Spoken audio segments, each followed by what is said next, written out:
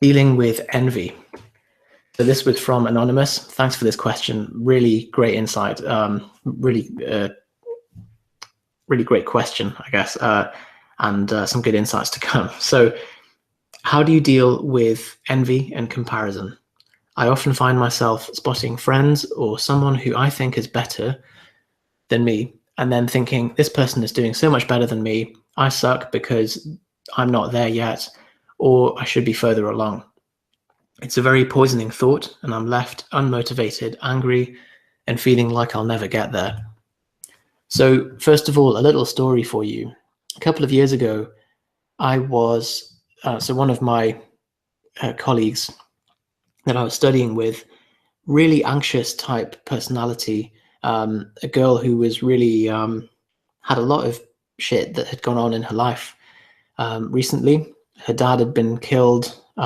He used to be abusive and was an alcoholic, and she worked in a few quite abusive environments, and she was there caring for her mum, and she had quite a lot of, and she was, severe social anxiety.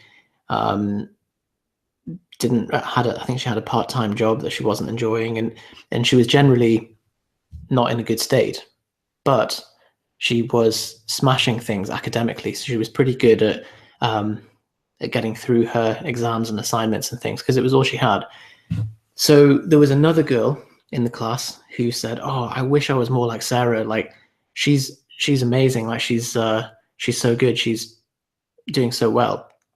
Now this other girl had everything going for her, and I just said to her, yeah, she's doing well. She's doing slightly better than you in academic performance, but you can't just transplant that one thing. If you want to be like her, you have to take the whole package. And so that involves all of the misery in her life and the other aspects of her psychology that made her perform well, which some of them would be a double-edged sword, the kind of obsessive type, anxious personality that would drive someone to work so obsessively. So what people see is always, just like Paul Moore says in our interview with him, people show others the highlight reel, but they always hide the blooper reel. So the first thing is that often envy is based on what you can see from someone else's life, but not the hidden parts. And of course, they wouldn't show you that. So what I would recommend is this woman on the right is Byron Katie. She's come up with a process called The Work. And that's a simple and systematic way to examine any kind of thought or belief and fully deconstruct it until you can see what's behind it. Quite often with envy, it comes from something along the lines of, I'm not good enough, I'm not willing to do the work. There's often pride behind it. It could be anger or grief to do with sadness about your own state of affairs and how far you think you should have come.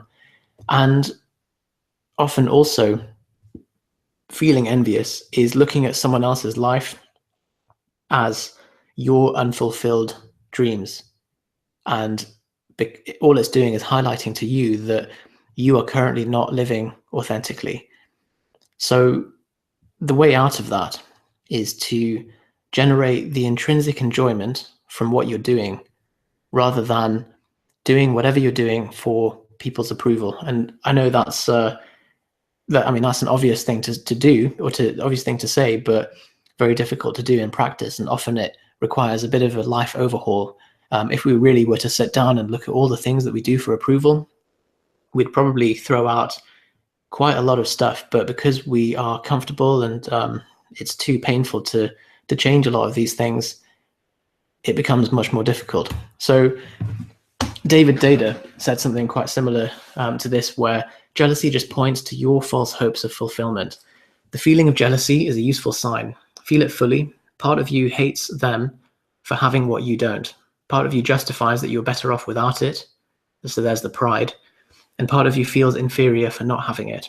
Part of you tries to feel superior by not needing it. So pointing to the false hopes of fulfillment, looking at what someone else has achieved and thinking, I haven't been living authentically. If I had been, I would be there. Ralph Waldo Emerson says something pretty similar, There is a time in every man's education when he arrives at the conviction that envy is ignorance, imitation is suicide, and that he must take himself, for better or for worse, as his portion, that though the wide universe is full of good, no kernel of nourishing corn can come to him, but through his toil bestowed on that plot of ground for which is given to him to till. So we but half express ourselves, and then we are ashamed of that divine idea which each of us represents, living inauthentically again. We may be safely trusted as proportionate and of good issues, so it be faithfully imparted, but God will not have his work made manifest by cowards. A man is relieved and happy when he has put his heart into his work and done his best. But what he has said or done otherwise shall give him no peace. It is a deliverance which does not deliver. In the attempt, his genius deserts him, no muse befriends him, no invention and no hope. So we lose that, the authenticity that you would get from being able to express yourself fully is contagious, and other people can see it very much. And that's it. So you said yourself, Anonymous, that you feel uninspired and unmotivated when you do feel envious.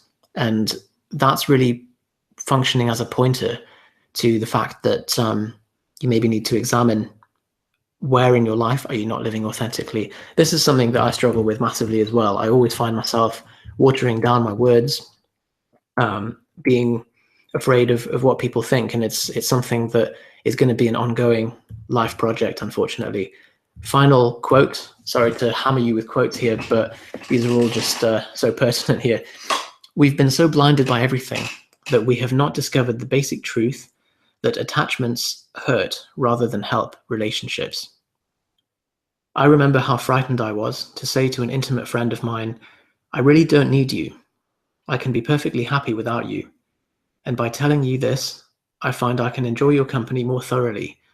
No more anxieties, no more jealousies, no more possessiveness, no more clinging.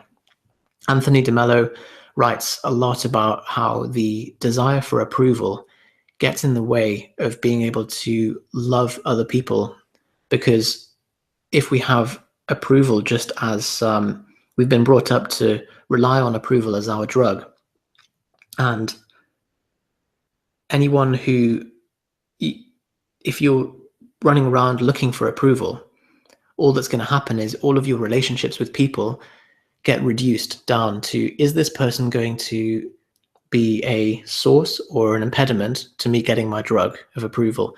And so it's only when you can get rid of that that you can truly connect with somebody, and that you can truly love someone else without seeing them as a means to an end. And that's kind of the ultimate state. But without that, we end up clinging. We end up feeling anxious when we're around other people. Are they going to give me my drug or not? And we feel jealous and we feel envious. So what are the action points? Number one, start taking responsibility for everything that happens to you, regardless of whether you perceive it as your fault or not. These 3 points are really all to find out your blind spots and to start working with them.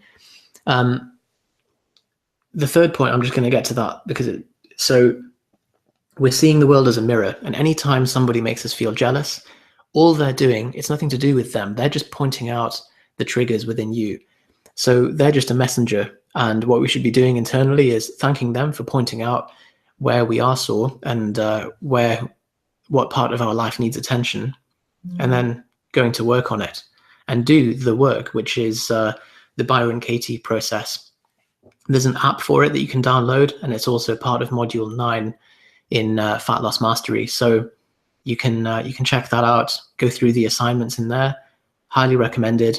It's worth sitting down for, give it a real honest shot, sit down for 2 hours and fully deconstruct your thoughts, beliefs, and feelings around that.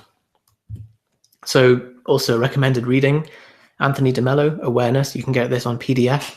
You can Google it. I think it's the first result that comes up. Secondly, Module 9, so the work. You can download the app. That's free, or it's like 79p or something. Or there's a free worksheet that you can download from, I don't know, byronkatie.com, or you can Google that as well. So that has That runs you through the whole process, and it really can give you some good mental shifts there. Thirdly, The Way of the Superior Man. So that was this quote, and that's by David Dada. He covered quite a lot of things. If you're a woman, don't hesitate to read the book. I think he's using the word man in a kind of general sense there. There's a lot of stuff that applies to all humans. Some of the stuff is written, you might think is a bit sexist, but the underlying message is quite Buddhist in a lot of ways. So check those out. Make sure you go through the action points, find your blind spots, and take a look at the recommended reading if you're still interested in more.